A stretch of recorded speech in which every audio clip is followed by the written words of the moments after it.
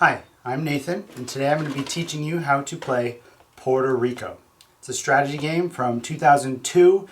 Basically, by the box, you can kind of see it's about ships and stuff. And if you turn to the side, it's this dude with a cool mustache, so you know it's going to be fun.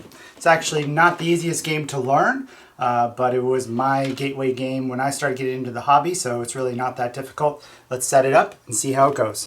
So this is a basic 4-player setup of the game.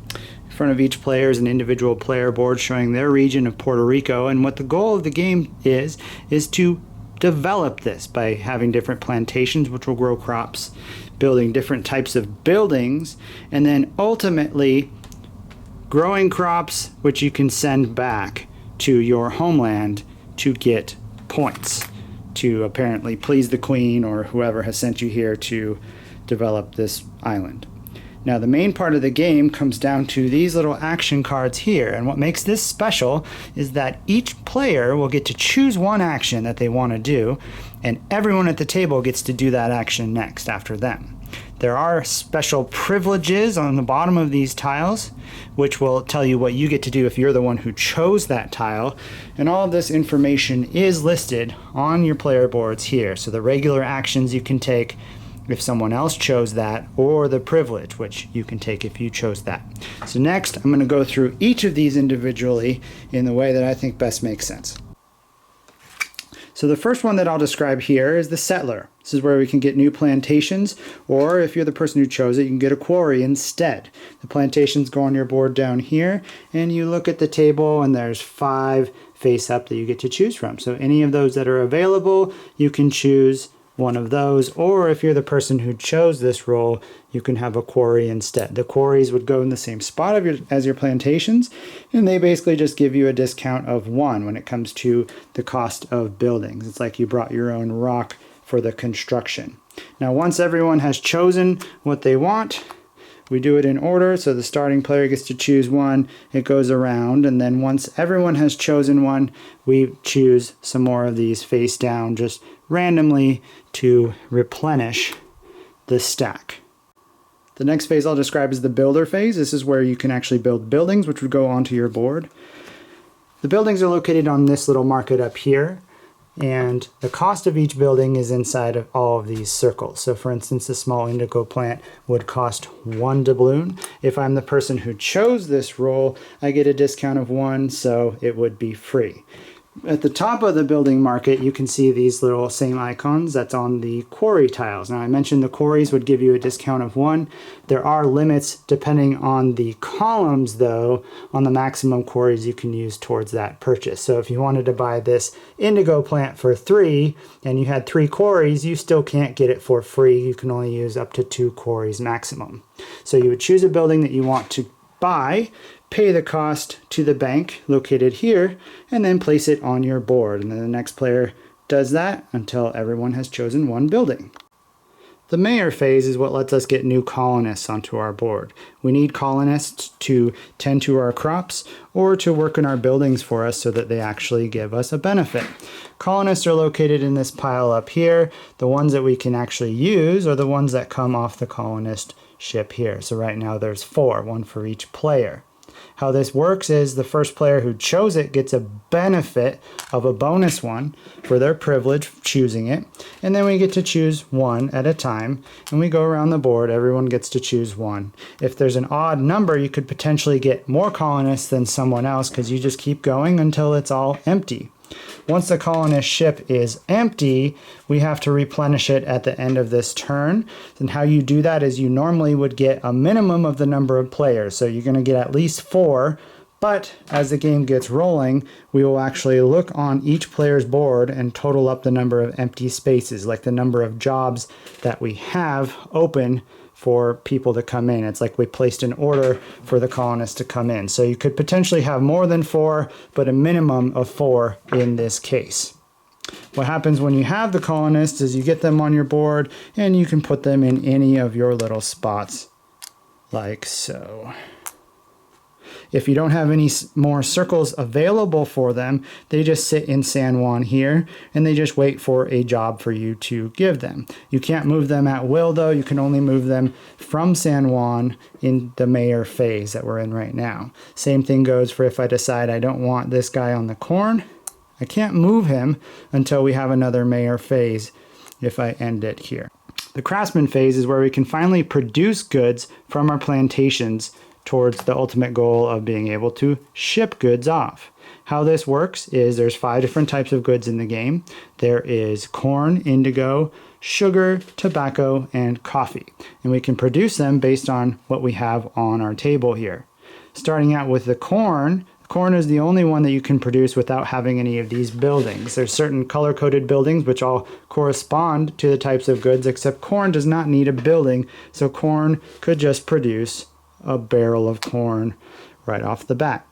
All the other types of goods actually require that you have a building as well as the plantation. So if this is what my board looked like, I could produce 1 barrel of indigo for having an indigo plant and my indigo there. The benefit for the person who chose this role is that once everyone is done, you can get an extra barrel of one type that you produce. So even if you've produced 4 different types, I could only get one of my choosing. In this case, I would just get an extra corn. If everyone was producing lots and lots of corn, by the time it came back around to me, there might not be any corn left over at the end of this, so I could not end up having that benefit. It's also worth mentioning that you can't have any more than one type of building on there. So I could have a small indigo plant and a regular indigo plant, but I can't have multiple of those. So you can only produce a maximum of 4 indigo barrels per turn, regardless of how many plantations you have. So it's a good idea to kind of get more than one type of good going. The trader phase is where we can actually sell our goods. Now this is optional, you don't have to do it, but how it works is there's a little trading house up here.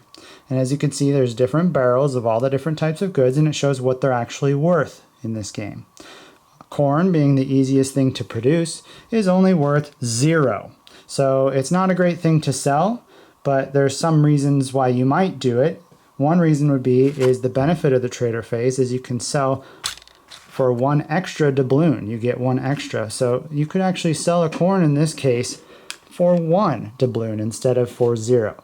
The other way the trading house works is there's only 4 spots up there, and there can only be 1 type of good in there at any time. So if everyone was doing coffee, which is the most valuable, there could only be 1 coffee in there, and no one else would be able to sell their coffee until this trading house is cleared out. It doesn't clear out until the end of a round where there are 4 different types of goods, or 4 different goods in there in those 4 spots. So it could take a while, could take many turns before the trading house actually clears itself and is completely empty. The captain phase is where we actually get to deliver our goods finally. So I've got my corn here, and I could actually put it on one of these ships, which have different numbers of spots, and I could ship it out for 1 victory point per barrel, regardless of what type of good it is. So corn, even though it's not very valuable in the trading house, still is worth 1 victory point per barrel. The benefit of the captain is I get 1 total point more throughout this whole phase for doing this. So I could have a total of 2 points if I was just shipping my 1 barrel of corn. Now these ships cannot mix and match types of goods. So if I was the only person producing corn, I could put my corn there and create a corn ship here, and no one else would be able to put their other types of goods on there. But you can only ship 1 type at a time.